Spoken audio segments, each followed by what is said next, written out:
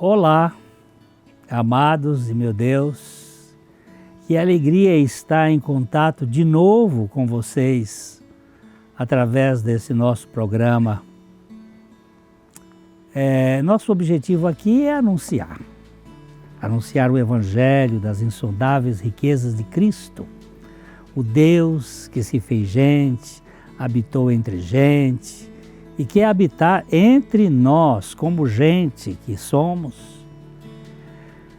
Os links estão aí na tela da sua TV, youtube.com/PIBLondrina1 e facebook.com/programa Café e Fé, tudo junto. Você pode ser um aliado nosso, nós contamos com a sua participação, com a sua colaboração, para que esse programa se mantenha. Nós temos custos e o Senhor sabe como agir em cada um. Nós contamos com as orações e divulgue para que esse programa alcance um número cada vez maior de pessoas que conheçam o Evangelho das insondáveis riquezas de Cristo. Nós vamos para a leitura dessa semana e já a gente volta.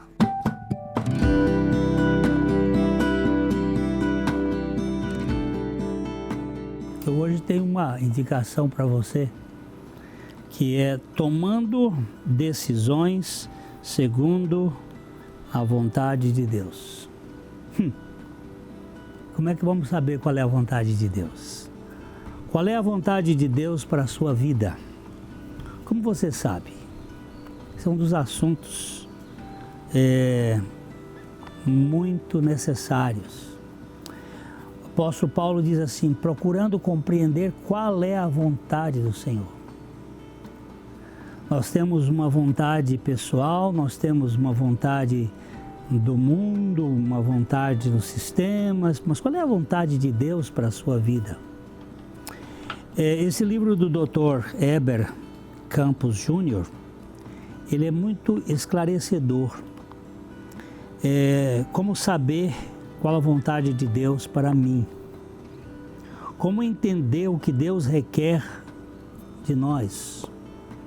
Quando precisamos tomar decisões difíceis, decisões que são, de certo modo, opacas, não há nenhuma definição, há alguma orientação nas Escrituras que ajudam os cristãos a reconhecerem a vontade de Deus? Deus manifesta a sua vontade para cada decisão da vida do homem? Essas perguntas são legítimas e muitos cristãos enfrentam diariamente, especialmente diante de dilemas e decisões difíceis.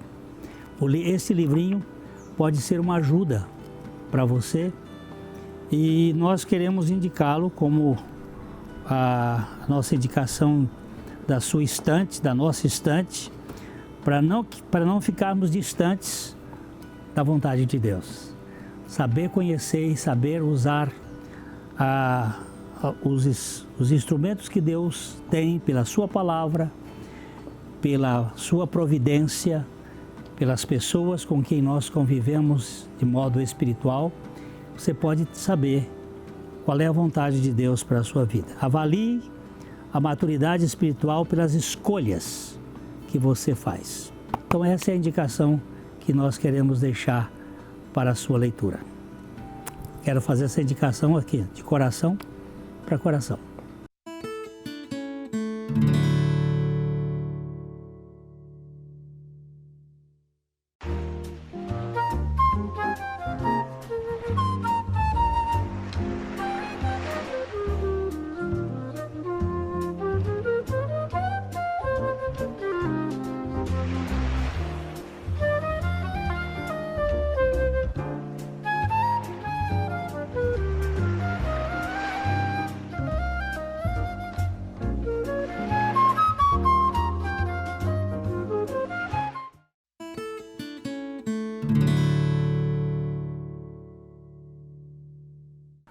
Hoje nós queremos falar sobre a minha alma anseia por Deus.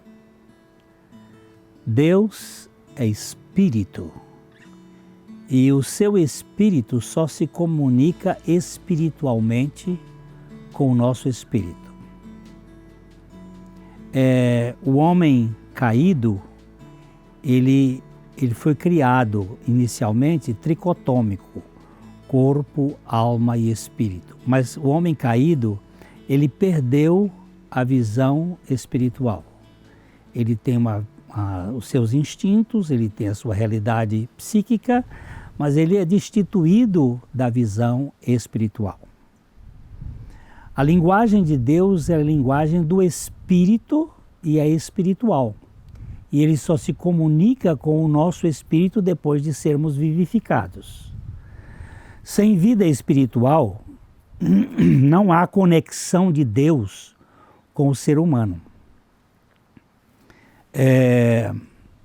Para haver comunicação do Espírito de Deus com o gênero humano caído, antes de tudo, é preciso que o ser humano seja regenerado, vivificado por Deus no seu espírito. Aquele espírito que estava morto em delitos e pecados, ele é vivificado pelo Espírito Santo. E a partir daí há uma nova conexão. O ser humano que encontrava-se fora da linha da conexão com Deus, ele agora passa a ter uma relação espiritual. A linguagem espiritual se torna realidade. Às vezes a gente encontra muita gente que diz assim, eu leio a Bíblia, eu estudo a Bíblia, mas eu não entendo. Muitas vezes isso acontece por falta da vida espiritual. Outras vezes é porque nós ainda somos imaturos e não conhecemos as Escrituras ainda para verificar a realidade espiritual que as Escrituras contêm. Primeiro precisamos ser regenerados, vivificados pelo Espírito Santo. Depois nós somos capacitados pelo Espírito a ter a realidade da fé. O cego não vê o mundo físico porque a luz não consegue estimular seus olhos avariados por algum impedimento. A luz está aí, mas os seus olhos estão impedidos por alguma razão de perceber a luz e de ser estimulado por ela. Se não houver o desbloqueio desse obstáculo, o cego continuará impedido de enxergar, mesmo que o seu globo ocular esteja aparentemente inteiro. Ele não tem a motivação da luz que lhe cause esta estimulação das células de bastonete, aquelas células que são importantes para gerar visibilidade. Esse problema impede a luz de estimular o processo de visibilidade. O ser humano separado de Deus espiritualmente vive pelos estímulos de sua vida psíquica. Ele está morto espiritualmente, mas ele não está morto psicologicamente e biologicamente. Essa dicotomia faz com que o homem tenha alguns aspectos que parecem ser espirituais, mas de fato são almáticos, são da alma, não são propriamente espirituais. A alma tem alguma lembrança atávica do mundo transcendente, embora a sua percepção seja limitada, assim como o tato para a descrição do cego. Ele apalpa e pelo tato ele percebe a dureza ou a sensibilidade de alguma realidade física. Mas ele não pode enxergar. A vida espiritual tem que ser espiritual. E para ser espiritual nós precisamos ser renascidos, nascidos de Deus.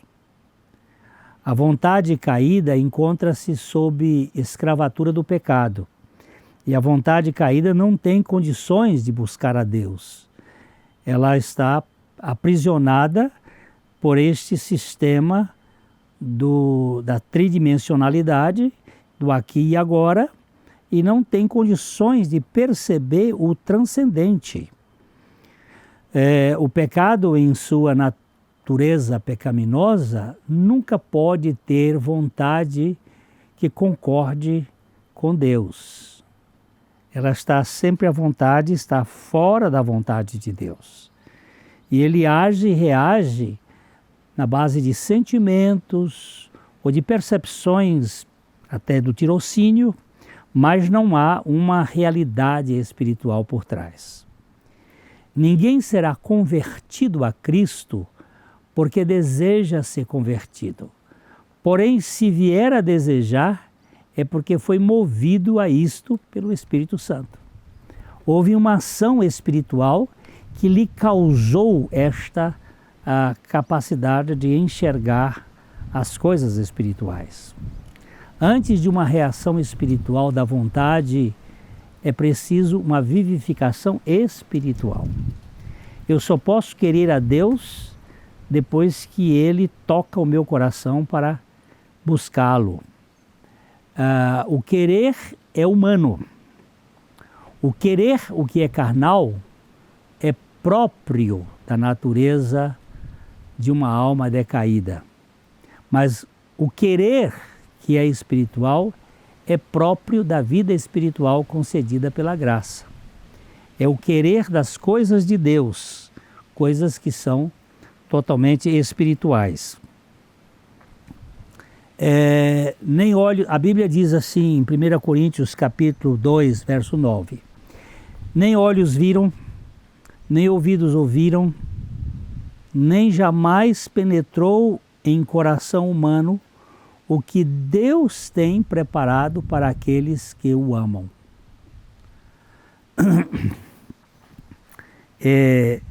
Deus preparou algo para aqueles que o amam. E nós o amamos porque Ele nos amou primeiro. Com certeza, se o amamos, foi porque Ele nos amou antes. Não existe essa possibilidade. Eu vejo isso, por exemplo, nos meus netinhos. E a minha netinha que mora comigo, ela tem muito mais afinidade comigo do que os outros que moram mais longe. Porque não há aquele contato, apesar de eles serem muito amorosos e amarem muito, mas uma que está próxima, e assim acontece. Aqueles que estão mais próximos desenvolvem o amor mais efetivamente. Sem Ele, sem Deus, não o podemos buscá-lo. E se não o buscarmos, não o acharemos. Pois tudo vem dele para que nós possamos buscá-lo. Tudo começa em Deus, nele mesmo.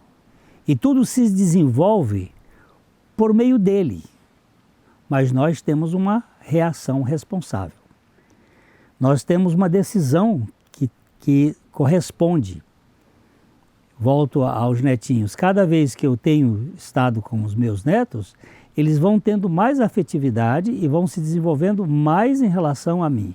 Eu os busco, eu os quero e eles acabam me querendo. Tudo começa em Deus e tudo se desenvolve por meio de Deus. Mas os meus netinhos têm que ter essa reação responsável de reciprocidade. O Pai nos vivifica espiritualmente por meio de Cristo, para que nós queiramos em nosso espírito voluntariamente. Se isso não acontecer, não aconteceu nada. Nós estamos apenas do ponto de vista dos sentimentos, mas não há a realidade espiritual. Somente um espírito vivificado pode buscar se relacionar com Deus, que é espírito. Pois, como disse R.B. Kuiper, um teólogo holandês, se ficasse por conta dos pecadores, totalmente depravados como são e mortos espiritualmente, a iniciativa de reagir com fé ao Evangelho, por sua própria vontade, nenhum deles tomaria essa iniciativa.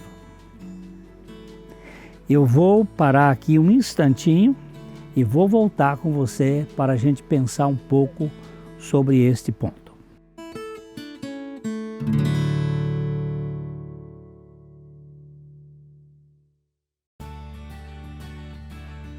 Você conhece o canal oficial da PIB Londrina no YouTube? Veja como é fácil acessar. No seu navegador, digite www.youtube.com/PIBLondrina1.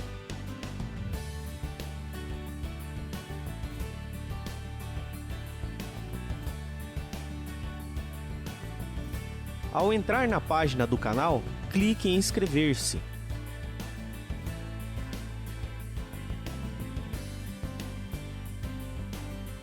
Depois, clique em fazer login. Digite um e-mail do Gmail e a sua senha. Pronto! Você estará inscrito no nosso canal e poderá acessar todas as atualizações. Clique em Playlist. Aqui você encontrará a lista dos vídeos por temas, como o programa Café e Fé. Nesta lista você também terá todos os programas já exibidos na TV. Aqui em Cultos ao Vivo, você encontrará todas as nossas transmissões já exibidas na íntegra. Ah, e não se esqueça de clicar neste sininho, pois clicando aqui você será notificado por e-mail e pelo celular de nossas transmissões e atualizações. Viu como é fácil? Compartilhe e faça parte.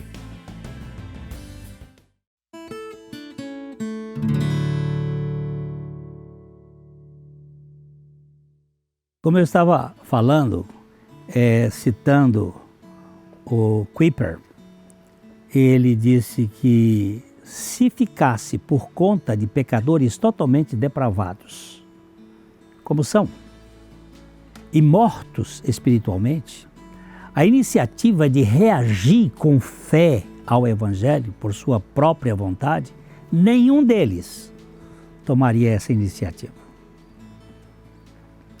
Deus não é desejável pelo homem natural. Nós, em Adão, somos uma raça morta espiritualmente e também depravada até a raiz. Nós não temos anseio por Deus. Essa depravação é o grande obstáculo à fé. Mas a graça é a maneira pela qual Deus supera esse obstáculo. A graça opera de tal maneira que a minha vontade que não o queria acaba querendo. Até o ateu Bertrand Russell, ele sabia disto ao dizer: é em nosso coração que está o mal. E é de lá que ele precisa ser arrancado. É em nosso coração que está o mal. E é de lá que ele precisa ser arrancado. Se não for arrancado, nós vamos ficar envolvidos com a maldade essencial do ser humano. Meus queridos, se o ser humano não for regenerado espiritualmente pelo Espírito Santo, a sua vida espiritual será um embuste, será falsa. Tudo será da alma caída com as suas emoções e sentimentos que não são realidades espirituais em si. Tudo é falso espiritualmente no ser humano caído. Ele precisa ser vivificado pelo Espírito Santo para ganhar essa dimensão espiritual. Eu gosto muito desta oração de um cristão antigo, talvez um cristão do primeiro século. Tu, falando com Deus, ele diz assim: tu não tens obrigação de me querer, nem eu tenho condições de te querer. Olha só, tu não tens obrigação de me querer, nem eu tenho condições de te querer. Mas, se tu me quiseres, porque tu queres me querer,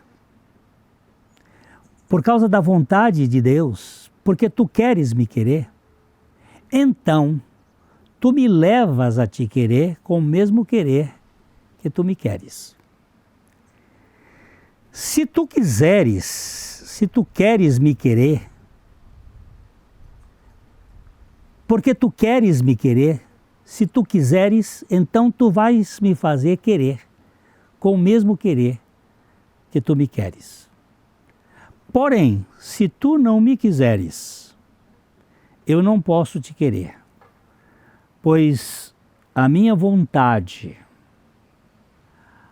pervertida pelo pecado, nunca te quererá sem que tu me queiras. Que oração! Eu nunca vou poder te querer se o Senhor mesmo não me quiser. Mas se o Senhor me quiser, com certeza eu vou te querer com o mesmo querer que tu me queres. Antes, Deus tem que converter o meu querer, para que eu o queira com o mesmo querer que Ele me quer. Se a minha alma anseia por Deus, é porque Deus colocou essa sede em mim por Ele. Se o Senhor não puser essa sede no meu coração, eu jamais vou querer a Deus.